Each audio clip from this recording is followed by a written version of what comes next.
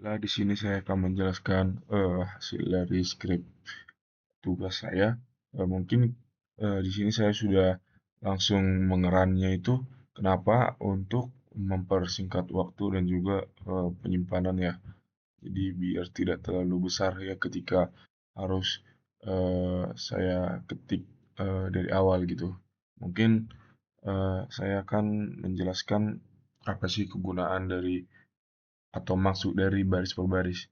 Mungkin yang pertama itu baris pertama dan kedua itu yang seperti kita tahu itu adalah awalnya. Ibarat kata ini seperti judulnya gitu loh. Yang ketika dia menggunakan tanda seperti persen itu yang bermaksud atau bertujuan untuk supaya itu digunakan dalam skrip ini. Jadi itu kayak seakan-akan cuma judul. Jadi itu nggak masuk ke dalam eh, hasil. Nah, terus baris keempat itu dan kelima itu adalah batas integrasinya itu yang mana itu A sama dengan nol, itu batas bawahnya. Terus B sama dengan 2,5 dikali PI ini ada yaitu batas atasnya, dan nilai eh, 2,5 V itu sama dengan 7.000 di 854 ya, itu tuh juga saya itu ya. Terus baris yang keenam itu nilai N itu sama dengan 10, itu menetapkan itu jumlah segmennya. Syarat siswa itu kan sepertiga bagian itu harus genap, karena setiap pasang segmen terpal yang membentuk itu harus satu per dua itu harus berdekatan, seperti mungkin udah dijelasin, udah ada penjelasannya di sini.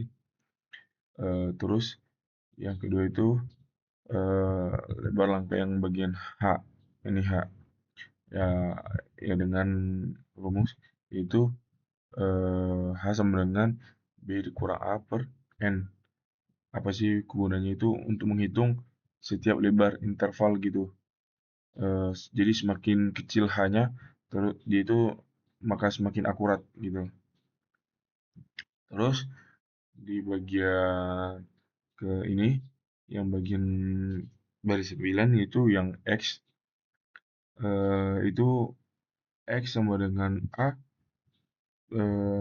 bagi H bagi B itu menghasilkan array titik gitu, dari 0 sampai tadi yang 2,5 pi dengan jarak H itu menghasilkan 11 titik gitu. Terus baru masuk ke baris 10. Nih baris 10 ini yang Y. Itu fungsi dari eh, ha- maksud dari hasil skrip yang sini itu dengan skrip yang ada itu untuk menghitung nilai fx di setiap x gitu sekaligus. Baru kita masuk ke ini kan tadi kosong, ini judul. Nah, kita masuk ke integral yang baris ke-13, eh, yaitu yang dimulai dengan Y1 ujung kiri eh, memiliki itu koefisien di dalam rumus Simpson gitu. Baru kita masuk ke bagian ini for, atau di bagian nomor berapa nih ya? Bagian 15. Nah, jadi kita masuk di bagian 15 itu log koefisien ya, yaitu untuk mendapatkan koefisien 4 sesuai rumus Simpson. Baru indeks genap di dalam ini yaitu kayak indeks ganjil loh di secara matematikanya gitu. Baru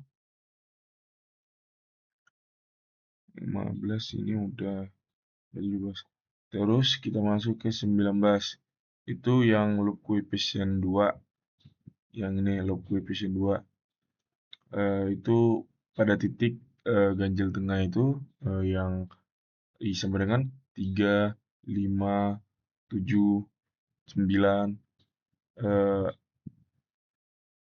ini mendapatkan koefisien 2 ini adalah titik interior yang bukan ujung parabola. Terus ini kan dari ini sampai 21 nih. Nah, baru di baris 23 ini kita masuk ke hasil akhir nih dari Simpson ini. Nah, jadi itu menunjukkan seluruh akumulasi yang dikalikan dengan H bagi 3 sebagai faktor skala sesuai rumus Simpson itu yang satu yang satu ya yang sepertiga itu. Terus mungkin di bagian 25 itu ini eh, FP print itu maksudnya hasil dari ini menjelaskan eh, kayak menampilkan lah di layar gitu hasil dari apa itu. Terus masuk ke 28 dan sebagainya itu kayak sebenarnya kalau di RAN itu dia itu menunjuk ada mengeluarkan semacam ini grafik. Nah, ini dia itu mengeluarkan semacam grafik.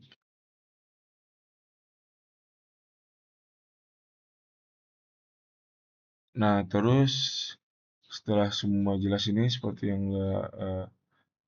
saya jelaskan itu kan di run. Nah, di sini saya sudah nge-run dan hasilnya seperti ini.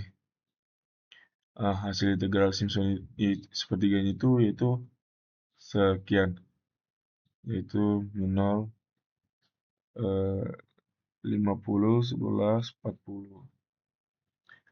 Eh, jadi itu kan di tugas itu kan untuk script ini apa sih yang kita gunain, buat apa sih script itu. Mungkin fungsi dari script itu ya seperti kayak kita itu untuk menentukan batas integrasi gitu, terus menghitung nilai fx, terus menerapkan lah pada koefisien Simpson gitu, terus ya mendapatkan hasil lah dari hasil apa itu. Nah, di sini sepertinya udah karena dia itu sudah mendapatkan hasil yang tertera di layar. Nilai Simpson 1/3 itu menghasilkan nilai yang identik gitu. Mungkin seperti itu dari penjelasan saya. Mungkin sekian, terima kasih.